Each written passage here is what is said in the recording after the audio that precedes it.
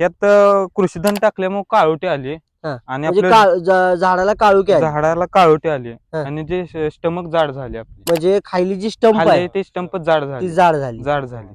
फुटवा आणि ह्याला बघा फुटवा वाढला. फुटवा वाढलाय. आता किती फुटवे आहेत सर झाडाला? आता ह्याला आम्ही आता मेजले 30 फुटव्याला ज्यादा ह्याला जरा मोजून. बघा 1 2 3 4 5 6 7 8 9 हो का 10 11 12 13 14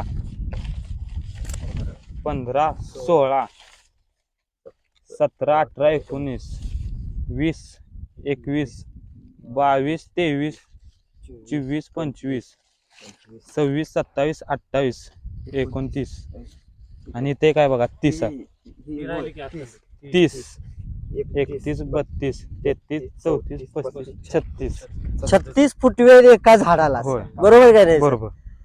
तुमचं नाव आणि पत्ता सांगा ना सर. माझं नाव आदिनाथ बजरंग गोडर, राहणार तहसील जिल्हा कोल्हापूर, तालुका हातकणंगले. तुमचा मोबाईल नंबर? 87 67 84 13 48. बरं, आता आपण जो पेरवाच्या प्लॉट मध्ये आलोय तुमचा, हा किती क्षेत्र आहे सर?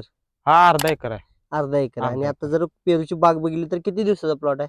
हे आपला 5 महिन्याचा प्लॉट आहे. बरं, आता 5 महिन्याचा प्लॉट आहे, तुमच्या कमरेला लागतो. कमरेला लागतो. बरोबर. हो. यासाठी तुम्ही काय यूज केलं होतं सर? आम्ही एसबीटी टेक्नॉलॉजीचे औषध वापरलेले. बर, आहे. त्यामध्ये काय काय वापरलेलं? त्यात कृषीधन, क्रॉप बुस्टर ते हा. असं वापरलेलं आम्ही.